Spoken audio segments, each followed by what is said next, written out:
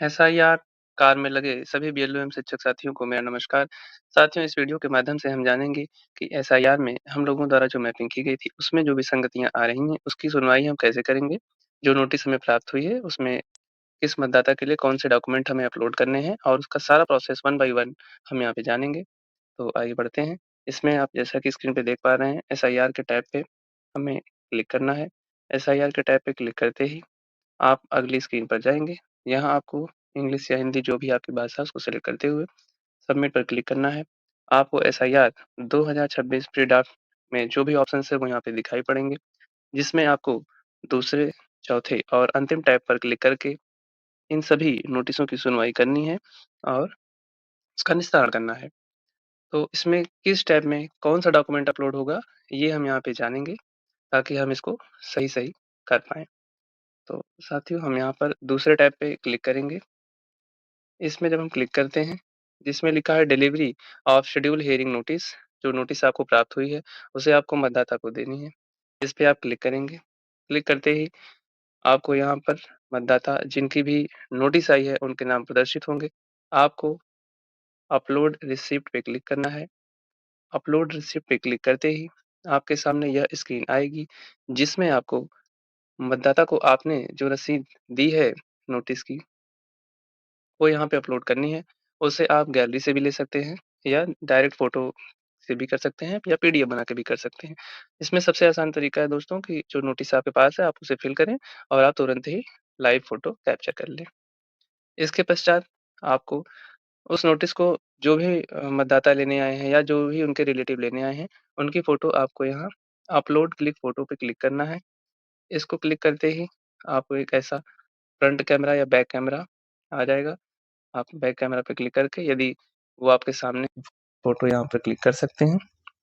उनकी photo click करके जैसे ही आप यहाँ पे आगे बढ़ेंगे, आप यहाँ पे सबमिट का बटन देख पा रहे हैं, आपको सबमिट कर देना है। सबमिट करने के पश्चात आपका एक टैब एक मतदाता के लिए पूरा हो गया। अब आप चौथे नंबर के टैब पे क्लिक करेंगे। इसको आप क्लिक करते ही डिस्क्रिपेंसी इन मैपिंग में आ जाएँगे। यहाँ पर आने के पश्चात आपने अभी जिस मतदाता के लिए नोटिस का टैब पूरा किया है, उसी मतदाता के लिए आप यहाँ पे डिस्क्रिपेंसी इन मैपिंग को कंप्लीट करेंगे। अगर आपने 10 नंबर के मतदाता को वहाँ पे कंप्लीट किया है, तो यहाँ पे उन्हीं का ओपन करें। इसके पश्चात आप व्यू लॉजिकल डिस्क्रिपेंसीज़ में जाएँगे। यहाँ पर आपको मतदाता की डिटेल दिखाई देगी, जैसा कि उन्हें किसके मैप किया गया है और जिन्हें मैप किया गया है, तो वो किस सूची में किस क्रमांक पे हैं, वो सब आपको यहाँ पे प्रदर्शित होगा। आपको यहाँ पे एरर का प्रकार भी प्रदर्शित होगा।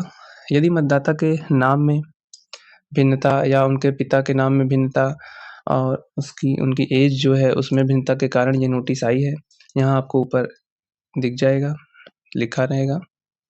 उसी के अनुसार आपको कार्य करना है।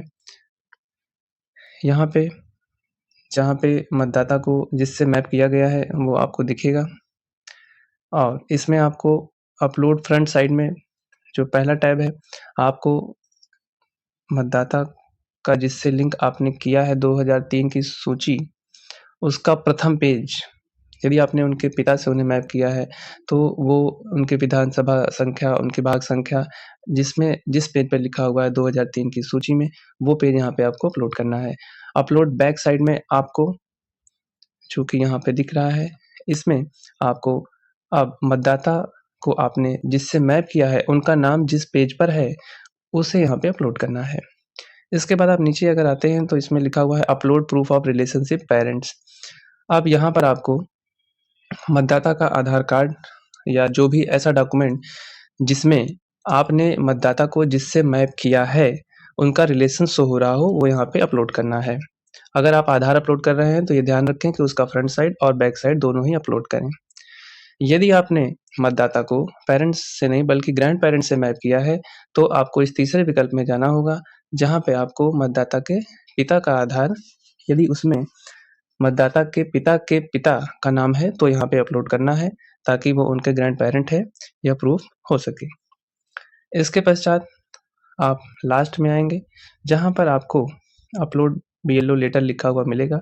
इसमें आप देख सकते हैं, यहाँ पर आपको 2 तरह के प्रपत्र दिए गए होंगे, जिसमें यदि मतदाता के नाम में या उनके पिता के नाम में मिसमैच होने के कारण यह नोटिस आई है, तो आपको नाम में भिन्नता वाला जो प्रमाण पत्र है वो अपलोड करना है।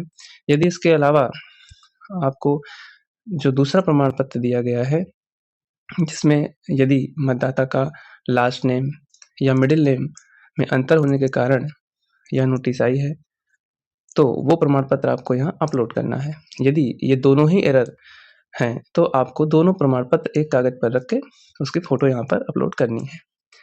इसके पश्चात आप यहाँ पर इसको आई एक्सेप्ट करते हुए यहाँ पर सबमिट करेंगे। ये आपने मतदाता का दूसरा नोटिस का जो कार्य था, वो भी कंप्लीट किया। इसके पश्चात हमें लास्ट टैब पे कार्य करना है। लास्ट टैब पे जब हम आएँगे, तो लास्ट टैब पे आप यहाँ पे क्लिक करेंगे। लास्ट टैब पे क्लिक करने के पश्चात upload hearing photo and attendance में हम जाएँगे। यहाँ आपको उसी मतदाता को सेलेक्ट करना है और हम यहाँ पर अपलोड डॉक्यूमेंट्स में जाएँगे। अपलोड डॉक्यूमेंट्स में जाने के पश्चात आप देखेंगे यहाँ लिखा हुआ है upload group photo of hearing. यहाँ पर मतदाता जो आया हुआ है, उनके साथ बीएलओ की फ़ोटो लेनी है नोटिस को देते हुए।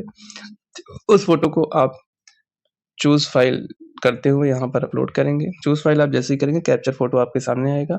यहाँ पे आप मतदाता की जो फ़ोटो है, बीएलओ के साथ लेकर अपलोड कर देंगे।